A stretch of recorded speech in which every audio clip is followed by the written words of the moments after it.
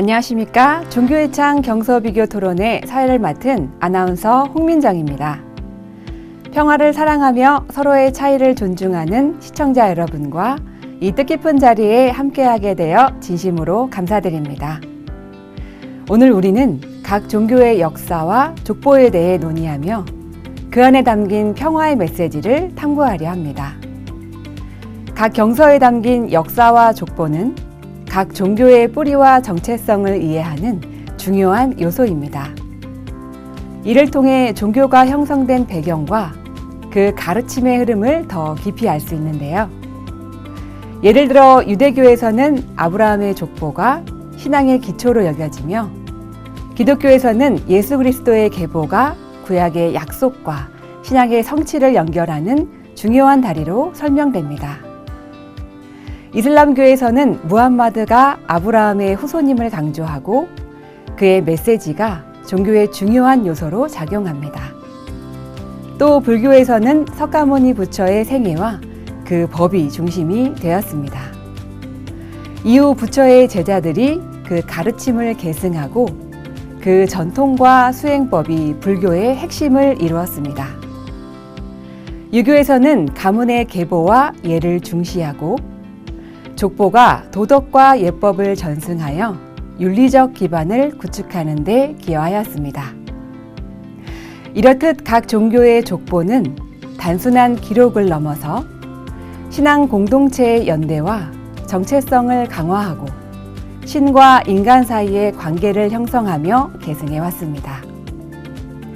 오늘의 토론에서는 역사와 족보가 각 종교에서 그 의미와 메시지를 어떻게 발전시켜 왔는지 살펴볼 귀한 시간이 될 것입니다.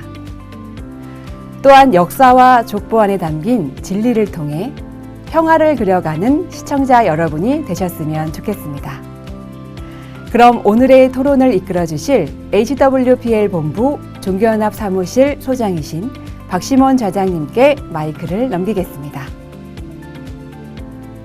안녕하십니까.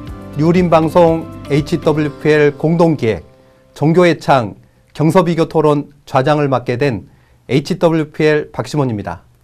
오늘도 이 토론회를 시청해 주셔서 진심으로 감사드립니다.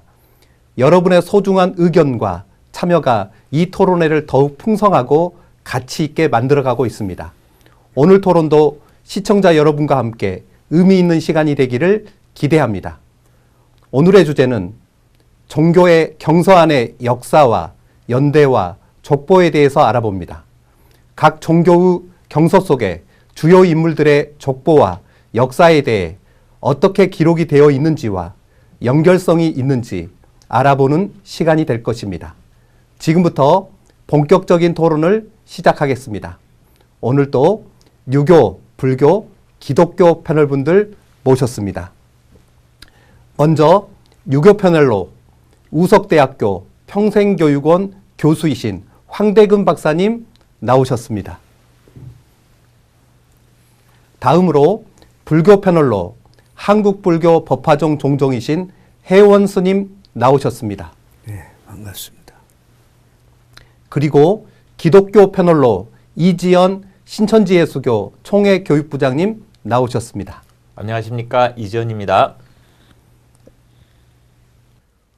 오늘 토론의 주제는 종교의 경서 안의 주요 인물들의 역사와 족보인데요.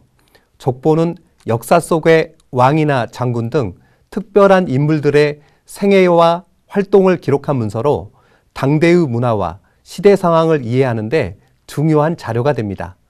마찬가지로 종교 경서 속에 등장하는 주요 인물들의 족보도 경서 속 사건에 대한 깊이 있는 이해를 제공하고 그 경서의 진실성을 뒷받침하는 근거가 됩니다.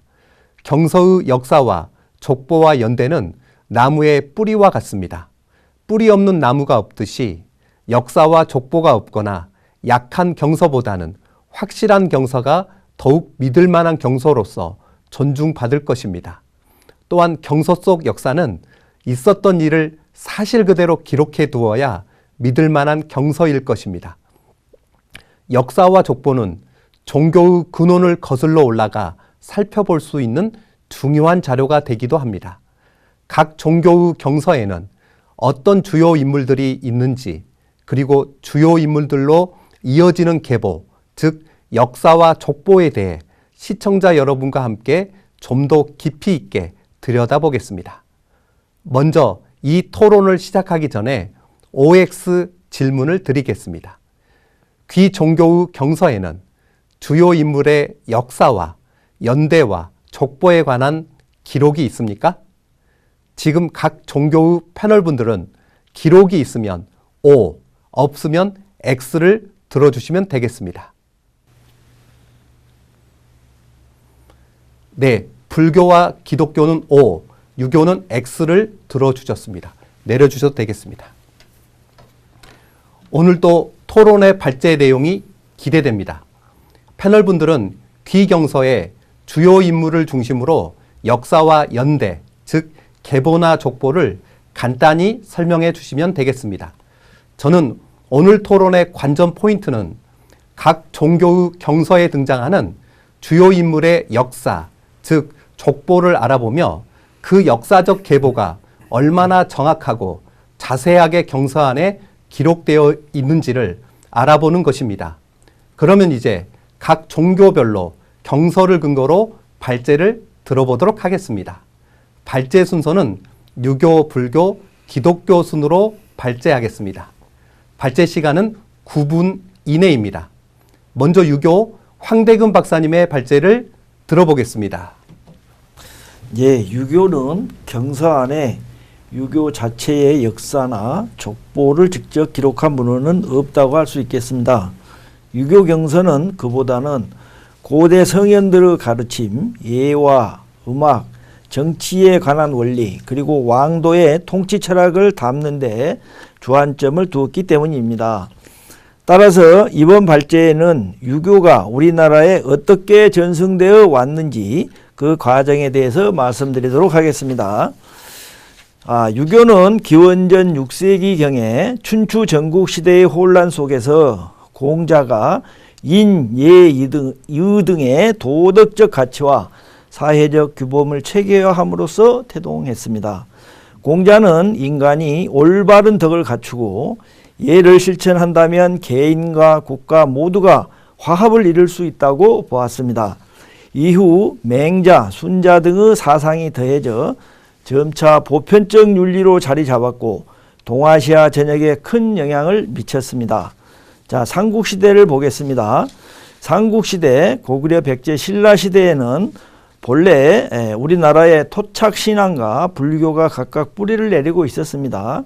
그러나 중국과의 교류가 활성화되면서 유교의 경서와 학문이 점차 전래되기 시작했습니다. 고구려는 국가체제를 정비하는 과정에서 태학을 설립하여 유교 경서를 교육했고 백제와 신라도 유교적 소양을 갖춘 관료를 양성하기 위해서 유사한 교육제도를 마련했습니다. 이 시기 유교는 아직 국가 운영의 근본 이념이라기보다는 우수한 인재를 양성하고 중앙집권체제를 강화하는 데 활용된 학문적 실용적 성격이 강했습니다. 자, 그 다음에 고려시대 유교를 보도록 하겠습니다. 후삼국 통일 후에 들어선 고려 왕조는 불교를 숭상하는 정책을 펼쳤으나 국왕 중심의 정치 체제를 확립하고 관료제를 정비하는 과정에서 유교적 제도와 윤리를 적극 받아들였습니다. 광종 때에는 과거 제도를 도입하였고 예종 때에는 국자감을 정비하는 등 유교적 질서가 자리 잡았습니다. 그러나 고려 후기에는 성리학이 들여온 신진 사대부들이 성리학적 계획을 내세워 사회 정치 개혁을 시도했고 이는 곧 고려 멸망과 조선 건국으로 이어지는 사상적 뒷받침이 되었습니다. 자, 조선시대를 보도록 하겠습니다. 조선은 건국 초기부터 명나라 주자학 전통을 수용하여 국가 통치 이념으로 삼았습니다. 태조 이성계와 정도전 등은 불교적 성향이 강한 고려 체제와 결별하고 유교적 통치 질서를 수립하고자 하였습니다.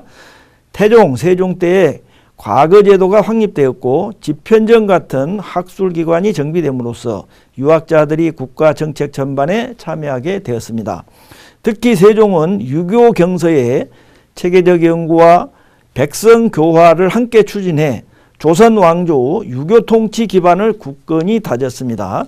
조선 중기에는 사림파가 정치 중심에 서면서 성리학이 더욱 심화 발전하였고 각 지역에 향교와 서원이 세워져 백성들에게 유교 윤리를 보급하는 역할을 담당했습니다. 이 시기 유교는 정치 제도뿐만 아니라 가례, 상장례 등 일상생활의 예에도 깊숙이 스며들어 성리학적 생활 문화를 형성하였습니다. 그러나 조선 후기로 갈수록 성리학은 지나치게 교조화되고 사색당파의 붕당 정치가 장기화되면서 나라가 쇠락하는 빌미를 제공했습니다.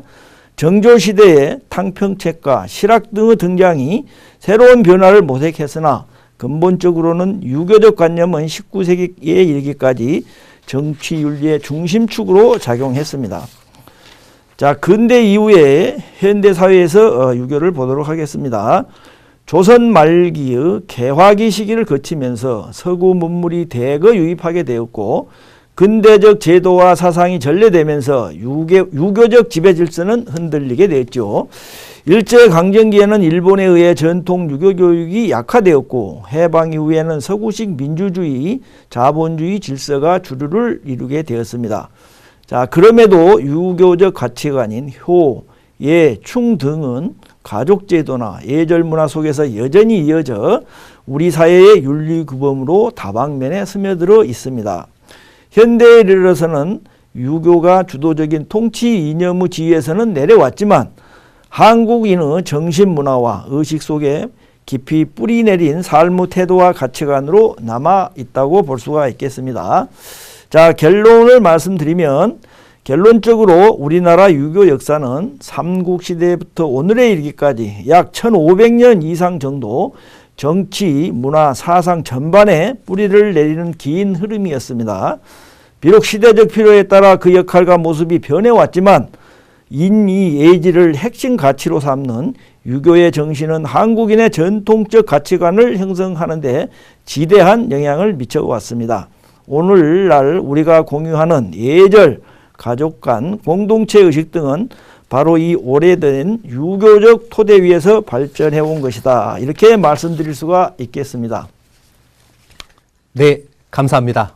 잘 들었습니다. 유교 황대근 박사님은 유교 자체의 역사나 족보를 기록한 문헌이 없다.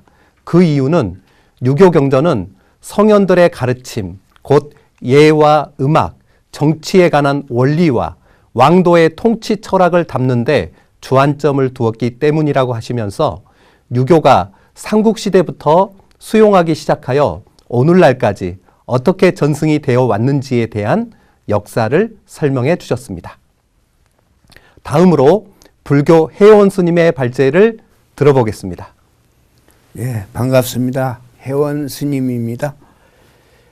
불교의 교조는 서가모니 부처님이시죠. 그래서 서가모니 부처님으로부터 불교가 시작됐다고 볼 수 있습니다.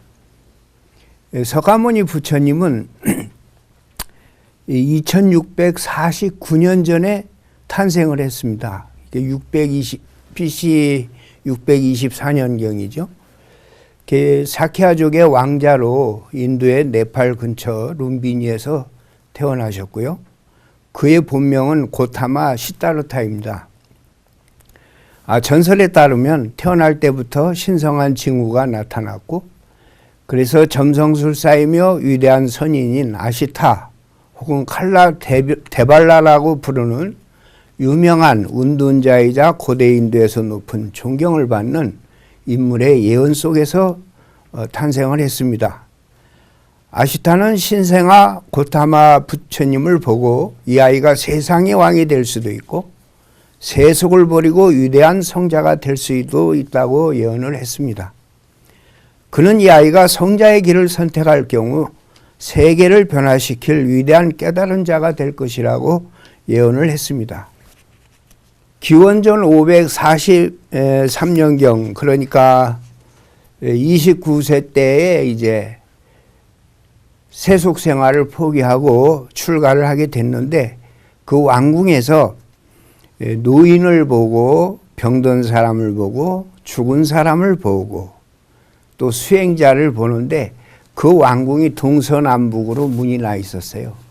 그래서 이제 동쪽으로 갔더니 노인이 있고 남쪽으로 갔더니 죽은 사람이 있고 병든 사람이 있고 서쪽으로 갔더니 죽은 사람이 있고 북쪽으로 갔더니 이제 노란 가사를 입고 한 분들이 있었어요. 그래 그분들을 보는데 이분들은 이제 이 생로병사를 초월하기 위해서 수행하는 사람들입니다. 라고 하니까 나도 저런 사람처럼 돼야겠다고 하는 마음의 결심을 합니다. 그 29세 때에 이제 담을 넘어서 속세적인 걸 버리고 출가를 합니다. 그리고 나서 35세에 이제 보리수 나무 아래에서 깨닫습니다. 보따가야의 보리수 나무 아래에서 깨우치셨는데 그 이후 녹야원에서 함께 수행했던 도반들 5명에게 최초로 설법을 해서 불교가 시작이 됩니다. 깨달은 그 내용이 바로 경이고 또 경의 그 주가 되는 가르치는 교조가 서가모니이시고 그리고 5명의 제자가 이제 신도들이 돼서 35세에 그렇게 출발을 합니다. 그리고 나서 80세가 될 때까지 가르침을 펼치십니다. 그래가지고 그 생로병사를 초월하는 것뿐만 아니라 여러 가지 지혜를 주고 수많은 가르침을 그렇게 펼치셨습니다. 80세에 이제 열반에 들어가셨는데 열반에 들어가시고 나니까 많은 사람들이 쉽게 말하면 서가모니 부처님에 대해서 돌아가실 때 잘 죽었다. 잔소리만 많이 하고 우리를 힘들게 했는데 이제 우리 마음대로 좀 해도 자유롭지 않느냐 이런 파들이 많이 생겼어요. 그리고 나니까 마하가섭이 자기 멋대로 이제 할 것 같으니까 부처님의 가르침이 퇴색될 거 아닙니까? 그래서 1차 결집을 해서 우리가 부처님의 가르침을 잘못되게 돼서는 안 되니까 이것을 정립을 하자 해가지고 1차 결집을 시작을 합니다. 라자그라하의 칠력굴에서 500명의 제자가 모여서 경장과 율장을 편찬을 했고 그리고 1차 결집은 마카시파가 주도하고 경장은 아난다가 율장은 우팔리가 암송을 했는데 이후에 근본 경전으로 이제 중시되기 시작을 했습니다. 내용이 이제 상당히 많지만은 잘못된 가르침으로 변질될까 우려돼서 하는 것이 이제 1차 결집입니다. 2차도 마찬가지고 3차, 4차, 5차까지 있는데 부처님의 가르침이 변질되는 걸 방지하기 위해서 계속 그렇게 모이고 완성을 이루었습니다. 2차 때에 383년경에 이루어졌는데 바이샬리 결집 또는 700결집이라고 부르고 부처님이 열반에 든 지 100년 정도의 세월이 흘렀을 때 아난다 제자 야사가 바리샬리의 불이족 출신 비구들이 계율에 위반되는 10가지 잘못을 범하고 있음을 알았습니다. 이에 700명의 비구가 바이샬리에 모여서 10가지의 논의를 했는데 이것이 2차 결집이 됩니다. 이제 2차 결집이 되는 건 100년이 지나가니까 변질이 되는데 시대가 바뀌는 거예요. 자꾸 화폐가 없었는데 화폐 개념이 생겨나고 또 먹는 문제가 이제 자꾸 변질이 돼 갑니다. 그래서 이것을 다시 잡아야 되겠다 해서 이제 모이게 됩니다. 그리고 3차 결집은 인도 대륙 전체를 통치한 최초의 제왕 아쇼카왕 때 실시됐는데 이 아쇼카왕 즉위 17년째 되는 해에 마가다국 수도 파탈리푸트라에서 무칼리푸타티사의 주도로 1000명의 비구가 모여 결집을 했습니다. 그래 천결집 또는 천지법이라고 하는데 이때는 경율론 중에 이 논장이 포함이 되게 됩니다. 주석서지요. 그리고 4차 결집이 있습니다. 4차 결집은 카뉴식 황 시대에 아비달마 대비 비사론을 편집한 것을 지칭하는데 부처님 열반 400년경 카슈미르의 활림사에서 이루어졌고 3장에 정통한 500명의 비구가 결집을 했고 이때 집대생된 것이 대주석서 아비달마 대비 바사론입니다. 총 30만 송과 660만 원에 달하는 방대한 규모가 되겠습니다. 이렇게 해서 이제 산스크리트어로 또 경전이 결집이 돼서 이제 불교가 커다란 발전을 이루어지게 됐습니다. 이후에 이제 부처님 가르침은 경전에 담겨 인도 대륙뿐 아니라 동서남북으로 더욱 넓게 퍼졌고 불자들의 귀의 대상인 삼보 가운데 하나인 법보는 바로 부처님 가르침을 나타내게 됐고 곧 경전이 된 것입니다.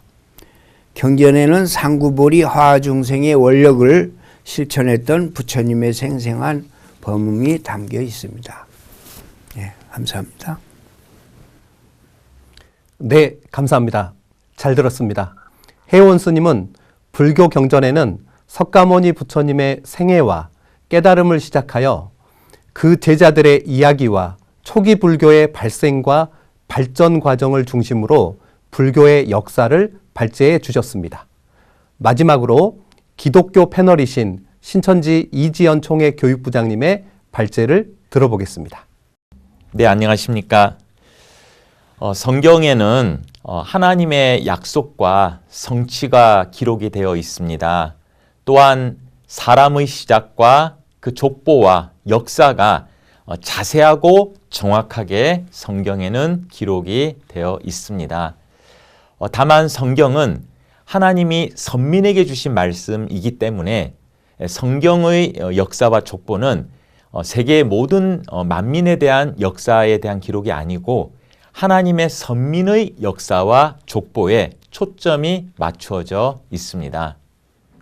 성경의 역사와 족보에서는 사람의 씨로 난 혈통적 선민의 역사와 하나님의 말씀의 씨로 나서 창조된 영적인 선민의 역사가 있습니다. 혈통적 선민의 역사의 첫사람은 바로 아담입니다. 하나님께서는 천지와 만물을 창조하셨고 지으신 모든 만물을 아담에게 맡기셨다라고 창세기 1장과 2장에 기록이 되어 있습니다. 이때는 지금으로부터 약 6,000년 전의 때가 되겠습니다. 한데 아담이 세우신 하나님의 명령을 거역하고 마귀 말을 듣고 하나님을 배신하게 되었고 또한 그 이후 세상에는 죄와 악이 가득하게 되었다고 창세기 6장에 기록되어 있습니다. 해서 하나님께서는 아담의 후대손인 노아와 그 노아의 가족만을 남기신 채 아담 세계를 홍수로 심판을 하시게 되었습니다. 한데 문제는 노아의 가족 중 한 사람인 둘째 아들 함이 아담과 동일하게 또다시 하나님을 배신하고 거역하게 됨으로써 하나님께서는 노아의 10대 손인 아브라함에게 언약을 하시게 되었고 이 아브라함에게 하신 언약은 그로부터 약 500년 후 모세 때에 이루어지게 되었습니다.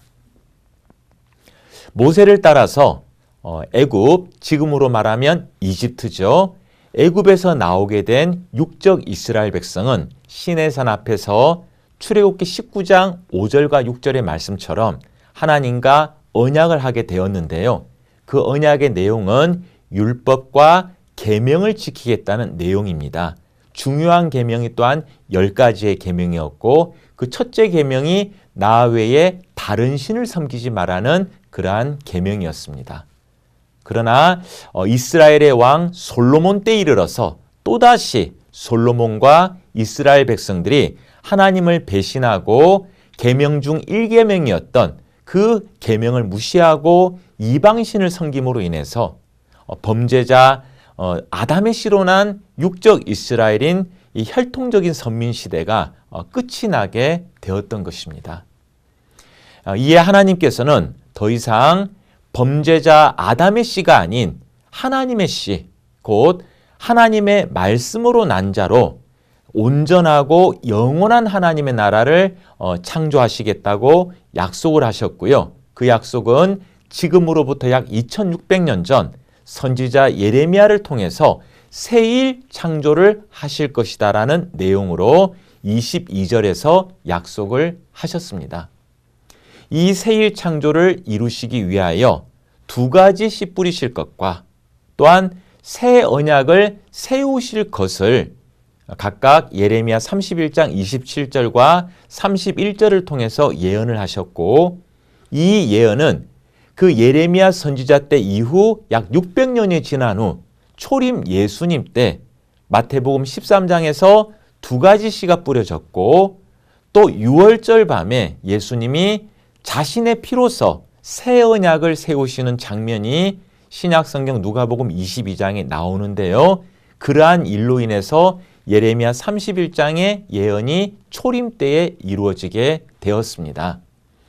예수님께서 초림 때 세우시고 하셨던 이 새 언약은 성경 66권 중에서 특별히 신약성경 계시록에 너무나 자세하고 분명하게 담겨 있습니다.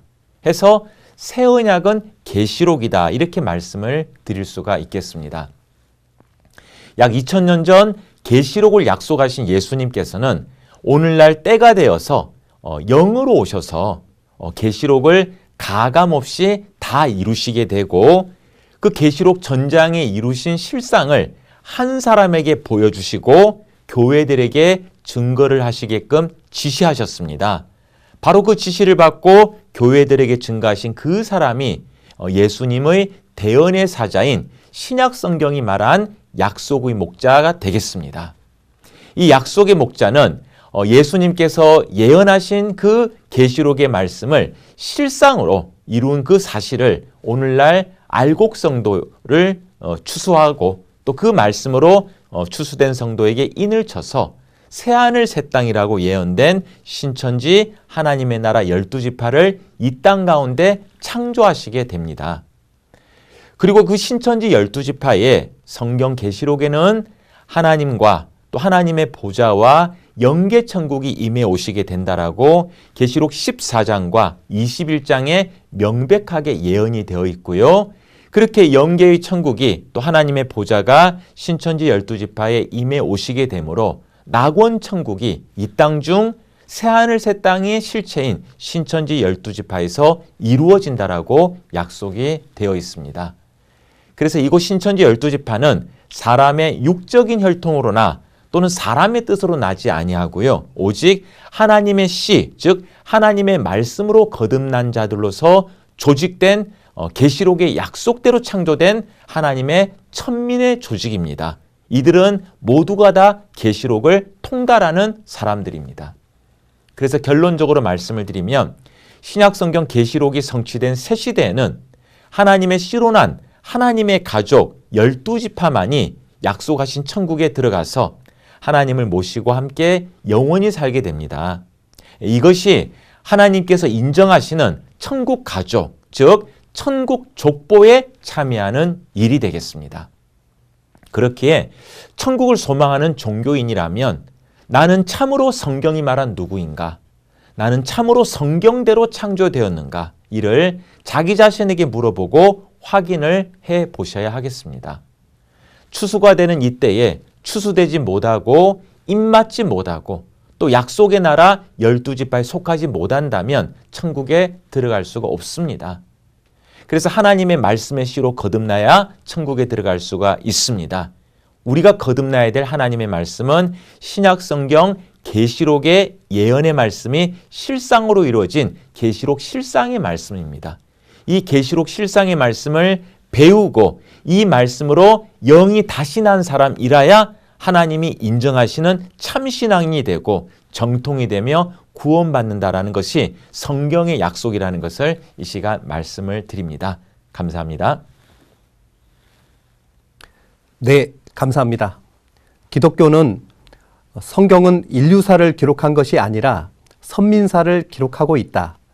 최초의 사람인 아담과 그의 후손들의 족보, 그들의 수명과 역사를 상세히 기록하고 있으며 이러한 족보는 육적 혈통 시대와 영적 혈통 시대로 나뉘어진다. 아담 이후 아브라함의 자손 이스라엘 민족은 육적 혈통의 선민이었지만 범죄로 인해 멸망받아 끝이 났고 이후 구약 에레미야서를 통해 세일과 씨뿌림, 즉 하나님의 씨로 난 새나라 새민족에 대한 약속을 하셨고 이는 예수님을 통해 하나님의 말씀의 씨가 뿌려졌다. 예수님은 그 뿌려진 씨의 열매를 거두겠다고 약속하셨는데 이는 계시록 때 영적 혈통인 하나님의 씨로 난 새나라 12지파를 의미한다고 하셨습니다. 네, 오늘 발제 잘 들었습니다. 이 시간은 시청자들의 이해를 돕기 위해 좌장이 패널분들에게 공통 질문을 드려보는 시간입니다. 세상 나라의 왕조는 혈통을 통해 오래 이어지기도 하고 단절되거나 교체되기도 합니다. 각 종교의 주요 경전에 나오는 인물들의 혈통과 계보는 어떻게 이어져 왔으며 끊어진 경우 그 이유는 무엇인지 설명해 주시기 바랍니다. 1분 30초 드리겠습니다. 유교, 불교, 기독교 순으로 답변을 들어보겠습니다. 자, 유교에 대해서 먼저 말씀드리도록 하겠습니다. 그 유교 경전 속에는 인물들의 혈통과 그 계보, 그 다음에 단순한 가학의 기록, 뭐 이런 거를 남겨놓은 거는 크게 없습니다. 다만 이제 도덕적, 정치적 정통성이죠. 정통성을 보증하는 중요한 사회적 장치로서 오랜 시간에 걸쳐 체계적으로 이렇게 전승되어 왔습니다.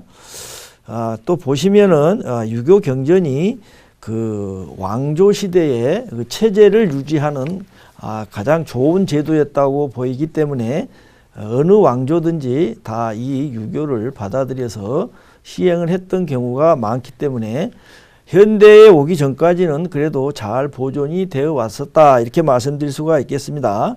그러나 전쟁, 그 가문의 쇠퇴, 기록 보존의 한계, 그리고 사회제도 변화, 이러한 여러 요인으로 인해서 단절되거나 왜곡된 경우가 많이 발생했죠. 이러한 역사적 사실과 문제들이 후대 학자들의 족보 연구와 문헌 고증을 통해 지속적으로 재검토하고 보완해온 주제의 하나입니다. 자, 그래서 이와 같은 유교 전통 내의 계보 전승과 단절에 관한 문제는 다양한 역사적, 사회적 요인에 기인하며 그 해석은 시대의 지역에 따라 달라질 수가 있다. 이렇게 말씀드릴 수가 있겠습니다. 예. 불교는 뭐 서가모니 부처님께서 이제 교조가 되시니까 가르침을 베풀어 주셨죠. 80세가 될 때까지 35세부터. 그런데 그때는 이제 바로 문자로 쓰시질 않았어요. 암송이라는 것을 통해서 제자들이 이렇게 암송하고 또 암송하고 이런 식으로 했고, 마치 그 힌두교의 그 베다가 암송에 의해서 구전됐던 전통이 있었잖아요. 귀한 것은 그렇게 했다고 그럽니다. 이게 불교에서도 이렇게 암송해오고 하다가 자꾸 불교 신도들이 많아지니까, 그리고 각 지역으로 가면 그 토속 신앙들이 있어요. 토속 종교들이 있는데 이것이 이렇게 만나면서 자꾸 믹서가 되면서 변질이 될 우려가 생기는 겁니다. 그래 결집을 해서 자꾸 암송을 하다가 2차 때에 이제 100년이 지나서 또 암송을 하고 결집을 하면서 빨리어로 경장과 율장을 완성하고, 그리고 3차에 가서는 이제 산스크리트어로 논장까지 포함을 해서 그렇게 완성을 했습니다. 이게 경전이 있기 때문에 불교가 지금까지 이렇게 융성하고 있는 겁니다. 경전이 없었더라면 아마 이게 존재가 없었을 겁니다. 그리고 그 불교가 또 맥이 끊어지기도 하고 한 것은 정치 성향이 많이 있어요. 이 종교도. 정치적인 탄압을 하거나 또 물론 이렇게 불교가 융성해서 조금 타락을 했어가지고 민중들이 야, 이 불교 타락했으니까 유교로 이제 결집을 한다 해서 이렇게 갔지만은 경전이 없으면 이 탄압할 때 완전히 없어졌겠지만 경전이 있으므로 또 그 탄압의 시대가 끝나면 다시 부흥하고 이런 것이 있었어요. 그러니까 이 종교도 이 정치와의 사이가 잘 좋아야 되고 제일 중요한 거는 이 승려나 큰 스님이 바로 돼야 불교의 수명이 길어지는 거죠. 너무 대접이 좋고 그러면 이렇게 타락을 해가지고 경전은 그대로이지만 사람에 의해서 흥망선쇠가 있는 것을 보았습니다. 네, 감사합니다. 네, 기독교 성경에는 혈통적인 계보가 이제 두 가지가 있습니다. 한 가지는 예수님을 기준하여 예수님 이전의 혈통과 또 예수님 이후의 혈통 이렇게 두 가지로 나눌 수가 있는데요. 예수님 이전의 혈통은 육적인 혈통이 되고 예수님 이후의 혈통은 영적인 혈통이 됩니다. 지금으로부터 약 6,000년 전 하나님께서는 아담을 세우시고 만물을 그에게 맡기셨고 그러나 그가 배도함으로 인해서 아담의 9대손 노아를 택하셨고 또 노아 이후 노아의 10대손 아브라함을 택하는 그 과정이 약 2,000년의 기간이 걸렸습니다. 마태복음 1장에서는 그 아브라함의 후손의 계보에 대해서 상세하게 기록이 되어져 있습니다. 그래서 아브라함의 혈통을 따라서 다윗의 족속이 있었고 그 다윗의 족속의 혈통을 따라서 요셉과 더 나아가서 예수님의 혈통까지가 거기에 이어지게 되어 있습니다. 예수님께서는 사람이 봤을 때는 요셉의 아들로 되어 있으나 성경에서는 요셉의 씨로 난 자가 아니요 하나님의 씨로 나신 하나님의 아들이라고 명백하게 기록이 되어 있습니다.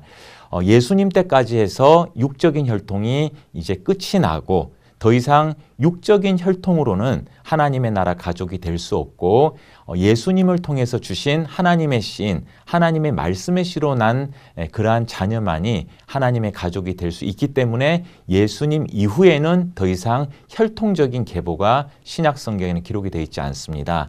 근데 가장 중요한 혈통은 예수님의 피로 난 하나님의 가족이라는 것입니다. 육적인 피는 육적인 혈통이지만 예수님의 피는 성경에서는 예수님의 말씀이라고 기록되어 있습니다. 예수님의 피의 말씀으로 그 피의 효력을 입은 사람이 하늘이 인정하시는 하나님의 선민 가족이 되니 그들은 계시록 1장과 5장과 7장에 기록되어진 주 재림 때 이 땅에 창조되어질 새하늘 새 땅 12지파 바로 그들이 예수님의 피의 효력을 입고 영원한 하나님의 나라의 주인공들이 되는 그 실체가 되는 것입니다. 그들만이 하늘이 인정하시는 선민이요 그 이후에는 더 이상 선민이 없습니다. 이상입니다. 네, 감사합니다. 이제 시청자 질문 시간인데요. 질문을 원하시는 청중은 손을 들어주시고 한 종교를 선택하여 질문을 하시면 되겠습니다. 청중이 질문하시면 해당 종교의 패널 분들께 답변의 시간 1분 30초 드리겠습니다. 먼저 유교에 대한 시청자 질문 받아보겠습니다.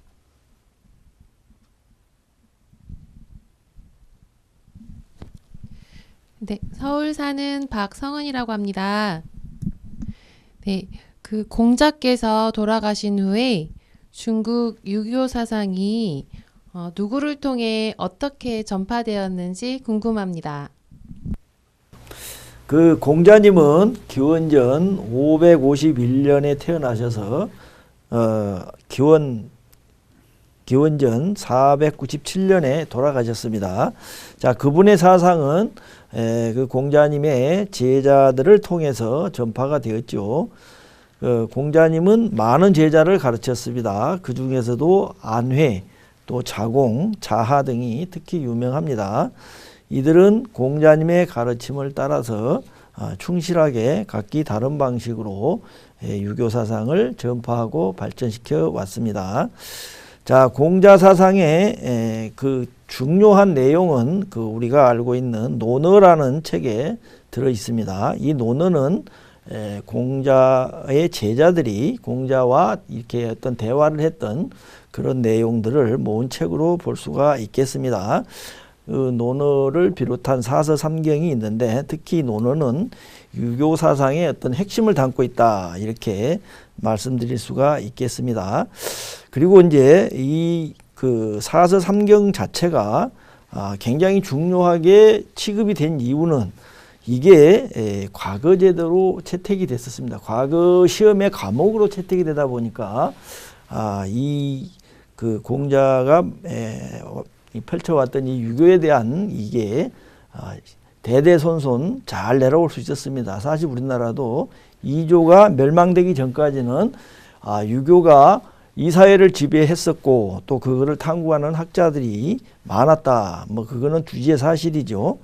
특히 이 공자의 사상은 한나라 때 무제가 국가의 공식 이념으로 채택이 됐습니다. 이후에 중국은 거의 이 공자의 이론을 채택해서 관리를 뽑는 그런 역할들을 해왔습니다.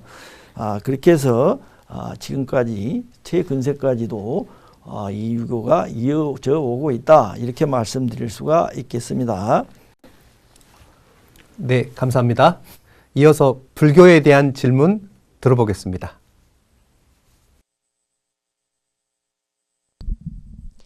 안녕하십니까. 안양에 사는 장수견입니다. 한국 불교 전파에 중요한 역할을 한 인물들이 누구인지 궁금합니다. 예, 반갑습니다. 한국 불교가 들여온 것은 공식적인 기록에 따르면 소수리망 제2년째인 372년에 불교가 한국에 들어옵니다. 그때가 이제 고구려 때인데 전진의 왕 부견이 사신과 승려 순도를 보내서 불상과 불경을 전하였다 이렇게 기록이 되어 있습니다. 그러니까 여기에 순도 스님이 이제 불교를 고구려에 전파한 것이 시초로 되어 있는데 이것이 공식 기록상 그렇습니다. 실제로는 민간적인 차원에서 불교가 그 이전에 와 있었습니다. 그렇지만 이제 공식 기록은 그렇게 되어 있습니다. 불교가 발생지인 인도에서 직접 들어오지 않고 중국을 거쳐서 들어왔기 때문에 기원전 6세기에 발생한 불교가 8세기에서 9세기라는 시간적인 간격을 두고 4세기에 한국으로 들어왔다는 것에서 한국에 전래된 불교가 고타마 붓다 당시의 원시 불교와는 좀 차이가 있으리라는 것은 충분히 짐작되는 것인데 하여튼 한국 불교에 전파된 사항은 그 고구려 소수리망 때 372년이 공식 기록으로 되어 있습니다. 순도 스님에 의해서 처음 들어왔다고 봐야 됩니다. 네, 감사합니다. 이제 기독교에 대한 질문 들어보겠습니다.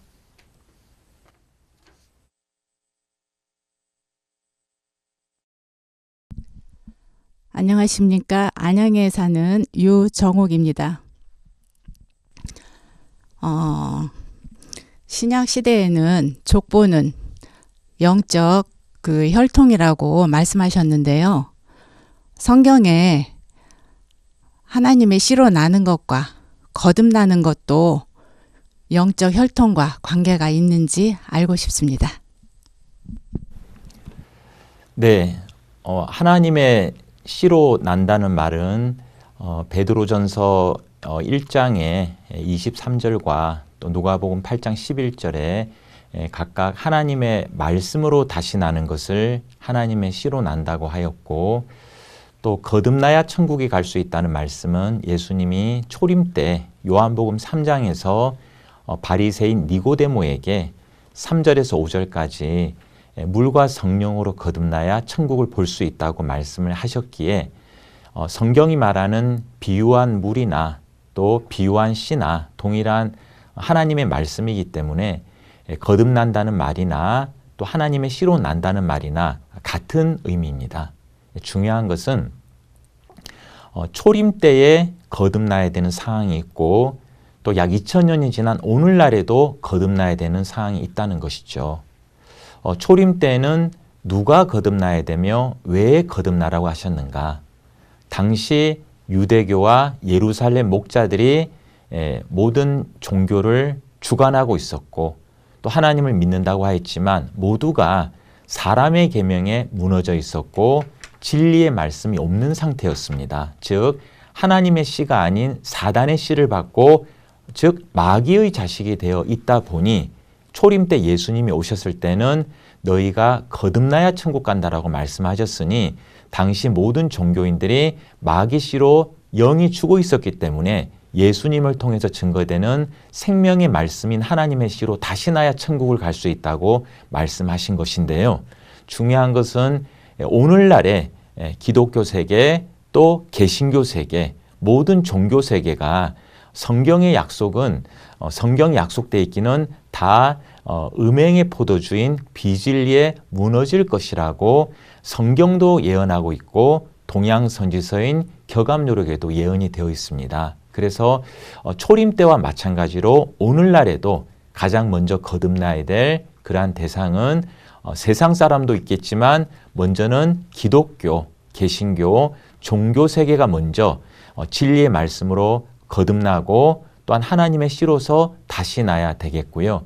그 하나님의 씨로 다시 나서 거듭난 사람만이 천국에 갈 수가 있게 되는데 그 하나님의 씨는 신약과 계시록의 예언이 이루어진 계시록의 실상의 말씀이 오늘날 우리가 거듭나야 될 하늘의 약재료가 되고 그 약재료로 거듭난 사람은 새하늘 새 땅, 즉 신천지 12지파 가족이 거듭난 그러한 사람이라고 성경은 말씀하고 있습니다.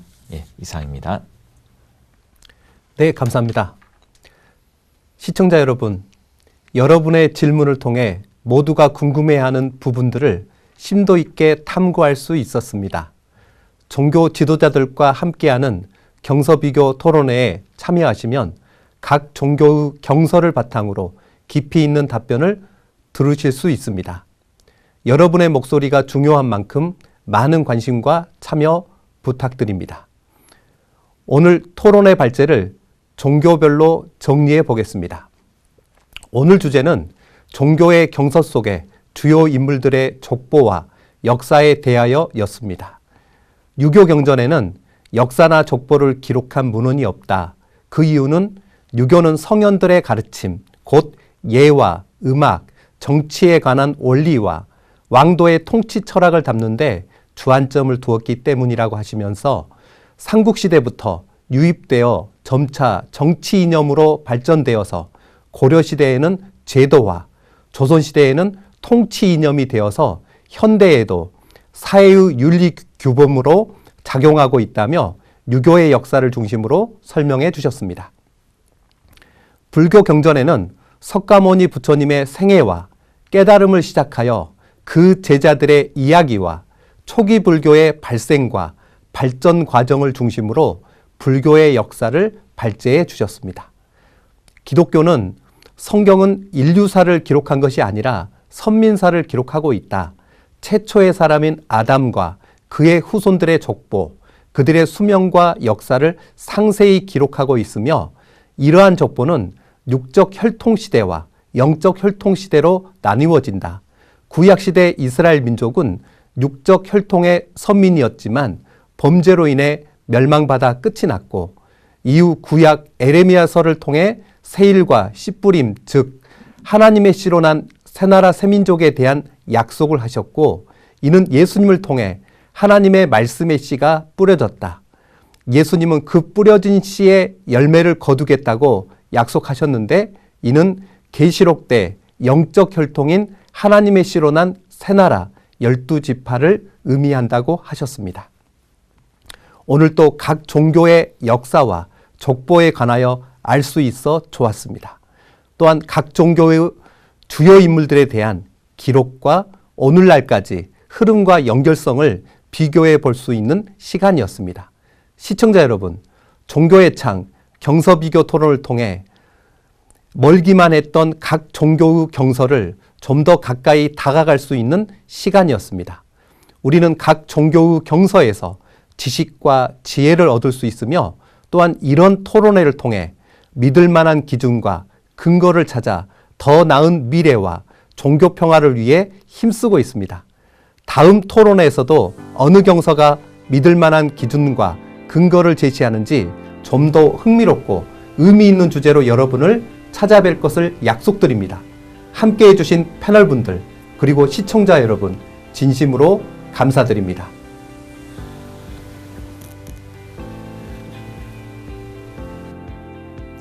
토론에 함께 해주신 모든 분들에게 다시 한번 감사의 마음을 전합니다. 오늘 토론은 종교의 다양성을 인정하고 각 경서가 전하는 공통된 가르침을 발견함으로써 서로의 다름을 이해하고 존중하는 시간이 되었습니다. 앞으로도 우리는 경서를 통해 진정한 평화가 무엇인지 그리고 그것을 어떻게 실현할 수 있을지 함께 모색할 것입니다.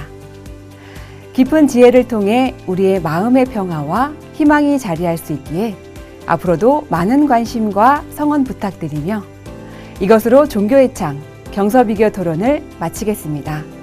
시청해주신 여러분, 다음 시간에 또 뵙겠습니다. 감사합니다.